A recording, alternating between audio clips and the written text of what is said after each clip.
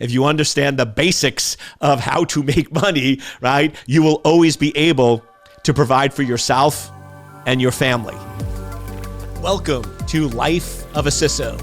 I'm Dr. Eric Cole, your host, and we'll be taking you on a journey each week on what it takes to be a CISO and what are solutions that you can implement today if you are currently a Chief Information Security Officer or if you want to be one in the future. This is Life of a CISO. Welcome to this week's edition of Life of a CISO. Thank you so much for joining me, where we get to talk about one of my favorite topics, cybersecurity strategy that's embedded in being a Chief Information Security Officer. And as we know, a Chief Information Security Officer is all about strategy, and it's all about understanding and supporting the business. Remember, if you're a Chief Information Security Officer and I come up to you, you should be able to answer these questions in rapid fire. What is your name? Where do you live? What is your phone number? What business are you in? What is your competitive advantage? What are your profit margins, right? Boom, boom, boom, boom. I mean, you need to know that information because security at a Chief Information Security Officer level is all about enabling the business to be successful. Now, I've been getting a lot of questions on sort of what are the different ways to become a CISO. I've got a lot of people asking about my background and my experience and how I got to where I was. So I figured on this episode, I take you on a journey. I'll take you on a journey on memory lane. So let's go ahead and jump in to our time capsule, and we're going to take you back to 1985, right? So we'll go back to 1985. Get out your Bon Jovi, right? You give love a bad name, right? You're going to see as we go through these episodes that I love cybersecurity, but it was one of the options I had available, right? Singing, dancing, right? Those aren't really options that were available to me. So 1985, like many folks, I'm in high school, right back then, and I'm deciding, what do I want to be when I grow up?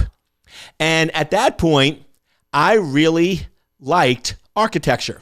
I was fascinated with architecture. I was reading a lot of books on architecture and just always fascinated about architecture. I still am today. I mean, you look at a bridge, you look at a building, especially some that was built 75 years ago, and it's sort of amazing feat. But first big lesson I learned back in the 80s, there is a difference between passion and purpose. Passion are things that you enjoy. Passion are things that you like. You might have a passion for golf. I have a passion for architecture, right? Passions are things that you enjoy. And those passions can change over time, and sometimes they're the same. But they're things that you enjoy to do. And the problem is a lot of people in their life pursue their passions and it doesn't make them happy, because just because you enjoy something doesn't mean you're very good at it.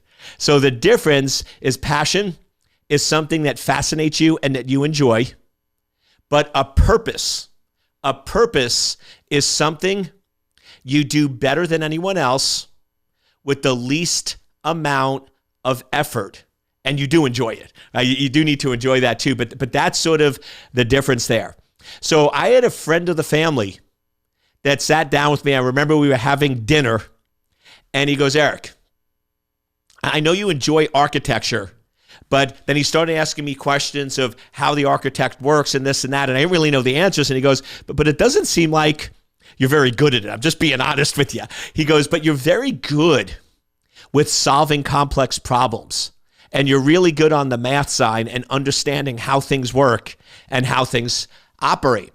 So he said, you should go into computer science, because not only with your focus and your aptitude test, you're going to do very good in that, but if you know how computers work, computers are going to take over the world. Now remember, this was in the 80s, right? Commodore 64 was the cool computer. And if you were like super pumped, you had like a Commodore 128, like you were the elite of the elite, right? We're not worthy. We're not right if you had the Commodore 128, right? So that was super high end, right? Deluxe going there.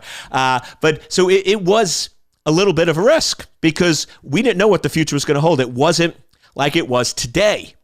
But that sounded like really good advice, and I did enjoy computers, right? And I was good at them in the programming classes. So sort of break, I'm going to integrate as I go through sort of my career and life story is not only career tips and tricks on security, but also really important life lessons that you need to look at. So that first one we focused on was making sure you understand the difference between passion and purpose.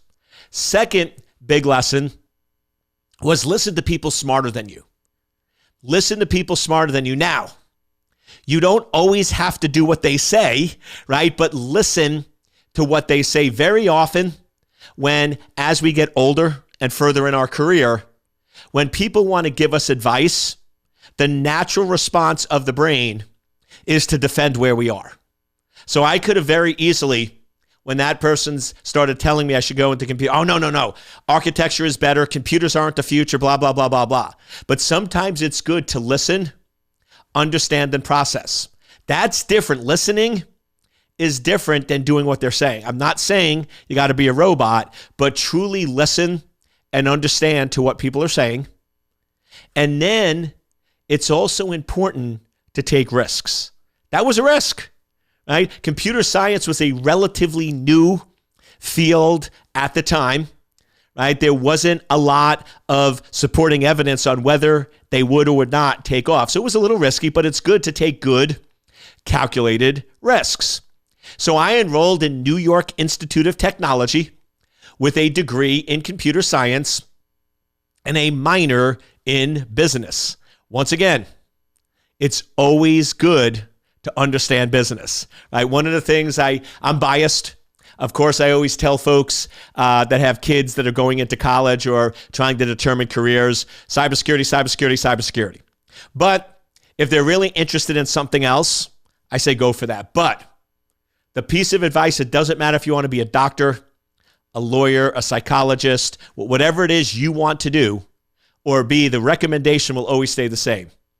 Minor in business.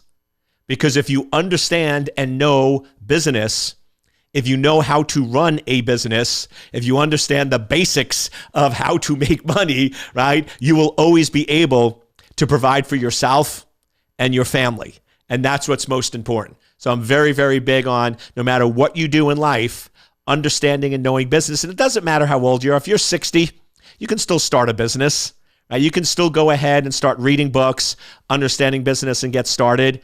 I think the Colonel Sanders with KFC, I believe he was in his late 50s or early 60s before he actually started Kentucky Fried Chicken, right? So go and research. A lot of these folks that we know, household names that we consider very successful in business, they didn't get started, right, in their 20s. Right? They really got successful 30s, 40s, 50s, 60s, or even 70s. So it's never, ever too late to start. So I'm taking computer science, and I'm in my second semester, my first year as a freshman.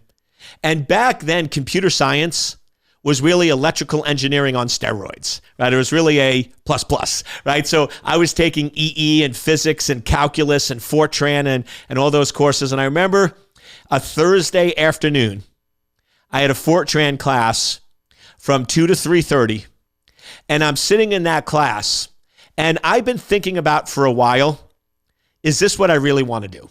Is this what I really want to do with my life? And one of my philosophies is always get proof or validating data. So I've been thinking for several weeks, I need to go to the co-op, the intern office, and get an intern. I need to get a summer job to see what a computer scientist really does. Because I'm realized that what you take in class and what you do in the real world could be two different things. So if I really enjoyed what computer scientists do in the real world, then I can fight through, right, and persevere through 4 years to get that degree to be able to do that. But I want to understand a little bit more of what that really was. So I went to the co-op office that afternoon. Now, it was funny. I've been thinking about it for weeks upon weeks, and a burning desire took over me. I must go today. Not tomorrow, not in a month, but today. Right? So I get out of class at 3:30, and I'm like, I need to go to the co-op office today. And of course, it's on the other side of campus. It was a mile walk. I didn't have my car, and it started raining. Just want to take a quick break. I hope you're enjoying the show. I have this free webinar that I would love for you to check out if you want to become a world-class CISO. So a couple things. First, all the answers you need are within you if you just stop to listen. If you just get quiet and listen, you know what to do. Everybody knows what to do. They just don't always listen because they're so busy, right? When you're in the car, do not put on the radio. To me, it's like we've created a system where we want to block out listening to that inner voice. So at work, we always have to be busy. Sometimes people even put on music, right, and headphones. And so we're always busy, always feeling, we get in our car, we blast the music, right? Always busy, busy, busy. What if when you drove, well, many people aren't now with COVID, but what if you went for a walk every day, just by yourself in silence for 20 minutes? If you are going to work, turn off the radio. Just listen to the voice. The answers are there. We just need to take time. And that's something that I've learned back then, I still do today, is multiple times a day I block out thinking time. And thinking time is literally, I just sit there and think. Sometimes with thinking time, I'll have some questions that I want answered. Like I'm working on my book. Release comes out June 1st, Cyber Crisis. And I'm going to go in and really think about things I can do. So yesterday and today, I'm just going to sit there for 30 minutes and just say, okay, what are things I can do to promote the book? And just brainstorm with myself. Other times, I'll sit down with a journal and I'll actually journal those. Honestly, today, I'll probably sit down with a journal because yesterday I came up with some ideas that I want to capture today. So the idea is just spend some time to listen. Then, once you listen and get the conviction, you will be tested. I truly believe. I know some of you thinking I'm going nuts here, right, on the woo stuff, right? But no, trust me, this is all real, man. Energy is real. So you will be tested. I was tested that day, that Thursday afternoon after Fortran class, because it started raining. I could have easily have said, I'll go tomorrow, I'll go on Monday, I'll put it off. But it was such a conviction, nothing got in my way. So I show up at the co-op office at about 4:15, soaking wet, right? And they're sort of looking at me. And I walk in and I go, wow, you must have heard. And I said, heard what? They said, once every 2 years, the CIA, Central Intelligence Agency, recruits on campus. And tomorrow is that time. Tomorrow they're coming. They won't come for another 2 years. And we have one slot left. Would you like that slot? And I'm sort of like, wow, this is a little weird, right? Because I sort of knew I had to go today. So I'm like, absolutely. So I show up the next day and I do the interview. And I will tell you, I finally found someone who appreciated my boring life. I'm not judging anybody. I'm not saying right or wrong. I was one of those boring kids. Right? I didn't drink till I was 21, didn't do any drugs, just sort of played by the rules. Pretty boring compared to most standards, right? But that was me, right? You are who you are. And they actually really value that, right? Because that's an important thing to them. So I go in and I interview with them and I get the packet, which basically you fill out for that. And I submit it in. And then they said, okay, don't call us, we'll call you. I'm like, well, what should I do? And they're like, well, it's probably going to be at least 6, 9, or 12 months before you hear back from us, before you hear back. So I'm like, okay, that's great, right? But the summer's coming and I want to have something to do. So I went back to the co-op office on Monday and I said, thank you so much. I said, but this is not going to happen this year. If anything, it's going to happen the following summer and semester, but I would like something for this summer. And they were like, but Eric, we just gave you an amazing opportunity. We just gave you that interview. I said, I know that, but I would like to do another interview and go on another thing. And remember, they have a lot of students that they're trying to appease. So they're like, Eric, we just set you up with the CIA. Just sort of be patient. So what do you think I did? Tuesday, I went back. And I walk in there, and they're looking at me, and they're like, weren't you here yesterday? I said, yes.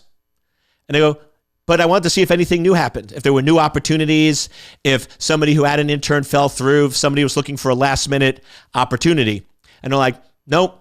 Eric, once again, patience. Come back in a couple of weeks. So what do you think I did? I came back Wednesday and Thursday and Friday.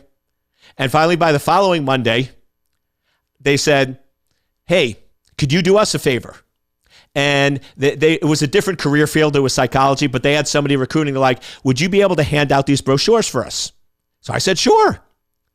So I started going in and doing favors for them. Remember, the best way to achieve your goal is to help others achieve their goal, right? So I just kept going back. And finally, after 2.5 weeks, they said, Eric, this never happens, but Grumman Aerospace just called us up and they have some extra money and they're increasing their co-op program for this summer. And they would like you to go in and interview with them, at least for the intern. Once again, persistence pays off. If you want something bad enough, you be persistent, right? You let nothing get in your way. So I went and I interned with Grumman Aerospace, and once again, how everything works out. I was working on the F-14 fighter jet, and what they assigned me to was the security of the software components on the fighter jet. Because they said, Eric, this is one of the most advanced airplanes out there, and it has more computers than any other airplane. Remember, we're still in the 80s here, and we're concerned about cybersecurity issues and challenges. So I started getting some experience with that. Then, while I was doing that, I get a call from the CIA, and they're like, hey, we'd like to fly you down and go through the background checks, the poly, and all those things that are needed or required. So I do that in September. I get all of that out of the way, and I pass everything, get my clearances. Now, the interesting thing at the CIA is when you are a co-op, an intern, you have the full clearances just like an employee, but you're a free resource. You don't count against their budget. So I didn't realize this. So I'm going in now that I'm cleared to work for the CIA, and I'm interviewing with all these areas, and they're like selling me on the job. It's a reverse interview because they're trying to convince me to work for them because, like I said, it's a free resource to them. It doesn't go against their budget or their overhead. So I went with a networking group, a programming group, an AI group, and this small little cybersecurity group. And once again, I go back and ask for advice from my advisors, my teachers, and others. And almost everyone was like, Eric, you have to do networking. The future is networking. Everything is moving to networking and interconnectivity. And if you understand and know networking and how it works, you can do anything. Remember what I said before. You want to get advice, but you don't always have to listen to it. But my conviction was cybersecurity is the future. And I remember when I told people I'm going to do cybersecurity, they all said, Eric, it's a fad. They're going to figure out cybersecurity in 2 to 3 years. There's going to be no career in cybersecurity, right? And I can't even say that with a straight face because, once again, the future is the best predictor of what's happening, right? So we sort of see how that played out. Once again, calculated risks. Calculated risks because I felt if I understood security involved operating systems, networking, programming. To me, it almost was an accumulation of all the other subfields. So if I did cybersecurity, even if it didn't work out or it closed down, I'd still be able to get a job and get a career. So I went in and started doing cybersecurity. And I remember the first couple of weeks on the job, I'm sitting there and an older gentleman looks at me and he goes, "Son, let's go for a walk." And if you've ever seen any Tom Clancy movies, right, you've seen the CIA headquarters. They have the old and the new building. So it's a huge track, essentially a big circle. So we were just going for a walk. And he's like, "Son, let me tell you how we do security. You don't really need to know anything because we're going to send you to meetings and you're going to sit there and you're going to take detailed notes. You could ask a few questions if you want to, but then at the end of the meeting, they're going to ask you, is this secure? Do we have your approval to do this?" And no matter what they say, no matter what they lay down, you need to look at your notes, look at them, and say, "No, it's not secure." Most people will go away. Then, if they invite you to a second meeting, because they want you to reconsider, you go to the meeting. This time, you ask even more questions. You look even more involved. And when they ask you, "Is this secure? Do we have your approval? Will you reconsider?" Flip through your notes. So to do a little bit of this, like you're really thinking, you can even do this, right? Make it like you're really in deep thought and go back and say, "Sorry, no, it's not secure." And he goes, at that point, almost everyone goes away. But under the small chance that they ask you for a third meeting, then come back to me or one of the senior folks, we'll actually look at it, evaluate it, and go to the meeting with you, and then we'll really decide and determine whether it is or it is not secure. And I remember that, and I followed along, but that didn't seem right to me. Because to me, cybersecurity should be a business enabler, right? We should be helping and supporting the business, not saying no. And today, that's very important because there's still a lot of cybersecurity folks that do become CISOs that believe they are the judge and juror, right? And their job is, "No, that's not secure. We can't do that. Unacceptable, not allowed." I want to give you one of the big lessons I learned. If cybersecurity negatively impacts the business, cybersecurity is wrong. And if you don't believe that, if you're like, "No, Eric, absolutely there are cases where we shouldn't allow it and we should stop it," you could be a world-class security engineer. But unfortunately, you're not going to be a world-class chief information security officer because you need to go in and remember that cybersecurity is about balancing risk. Now, yes, there are some situations where the risk might be unacceptable, but then your job is to recommend alternatives and other mechanisms to help the business succeed. Your job as a CISO is not to say, this $10 million, this project that will generate $10 million for the organization cannot be done because of security issues. Your job is to say, "Hey, this $10 million project, here's the changes, alterations, and adjustments we need to make it a proper level of security to be able to support and allow the business to function." So one of the most valuable things I've learned back then was smart people smart people know the right answers. Brilliant people ask the right questions. Let me say that one more time. Smart people know the right answers. Brilliant people ask the right questions. Though there are folks that always want to be the smartest person in the room, and they think the way you do that is by answering. Really, the way you get respect and show that you're the smartest person in the room is by asking the right questions. When I sit on a lot of boards, I help a lot of organizations. And the comments I always get back is, "Eric, you talk the least amount in those meetings, but when you do open your mouth, everybody stops and listens." Because I've got the reputation that I'm not going to say a whole lot. But when I deem it necessary and I ask a question, I try to always make it clear, focused, and something that's very, very important for people to consider. So that was sort of one of those first lessons that I learned at the CIA is that security needs to be a business enabler. And today, if you say no, they just go around you. They're going to do it anyway without your approval. Now, at the CIA, they had to get written approval from security, so they couldn't do that. But today, most organizations don't need written approval from cybersecurity, so they'll just go around you and not invite you to those meetings. Next, very, very important lesson, and this changed my life. We had an all-hands meeting for the directorate that I worked in the main auditorium that had a couple thousand people in it. And I remember I was still first year there, lowly GS, sitting in the back, and they're giving these briefings of the new areas, the new technology, and they're talking about the internet and these new systems that are going to be deployed across the internet. And I remember sitting there, and once again, without even boom, my hand goes up.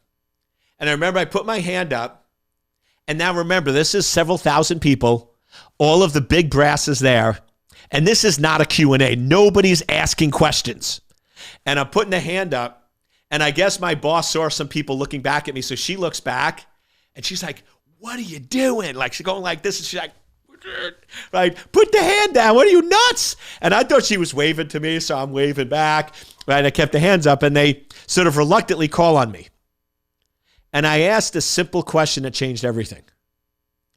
How do we know these systems are secure? How do we know they're secure? And how do we know that they're locked down? And I remember I asked that, and everyone sort of looks at each other. There's a little whispering back and forth. And then they come back and say, "Eric, thank you so much for volunteering to solve this problem." And I'm like, I wasn't volunteering, right? I was just asking the question, but important. If you ask really good questions, you will often be given the task. So if you're looking for new opportunities, be present and ask the questions. Volunteer. So I was now given this new task of how do we know these systems are secure? So I go to the library. Remember, internet's not in full swing yet, right? I go to the library and start researching because I'm like, there's got to be formulas for this. And I ran across, of course, the Rainbow series, the Orange book, the Red book, and I'm going through those. I'm like, this isn't really cutting it. And what I finally realized is there's no way to prove a system is secure.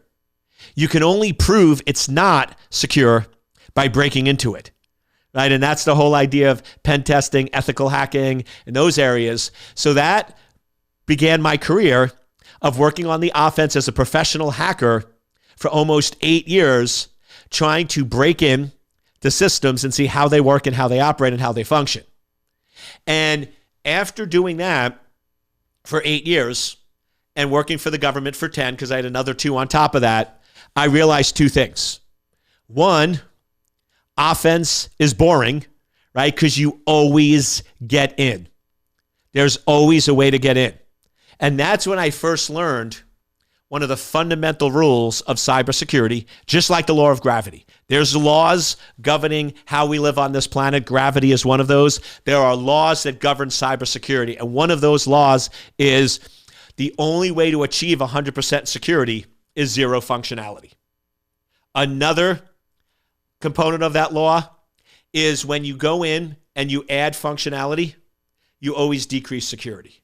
Always, always, always. That is always the case. You're always going to decrease security, which means any functional system, any system that has any value or benefit is going to have security risk and exposures, which means if you put enough time, energy, and effort, you could always get in to those systems. So that was boring. And second, I loved working for the government. It was an honor and a privilege to work for my country. But I also realized that I don't like working for a bureaucracy, and I don't do well working for others. So that's when I sort of set my pivot point up for the second next chapter of my life or career, was really to go in and focus on defense and building companies that made a difference, That was also when I really started understanding my purpose was to make cyberspace a safe place to live, work, and raise a family, to end suffering in cyberspace, to end suffering in a digital world, to make cyber safe. I like that. Cyber safe, that's a new word, right? To make cyberspace safe, right? I love cyber safe though. That's going to be one of my new words that I use, but to make cyberspace safe. But just one other thing. I also learned that there's systematic ways of breaking into systems. From a server component, if you're going to break into a server, there has to be a visible IP, an open port, and a vulnerability in the system. If you look at almost every one of the major breaches out there, it was a system that was accessible from the internet, that was missing patches, that contained critical data, that wasn't properly encrypted.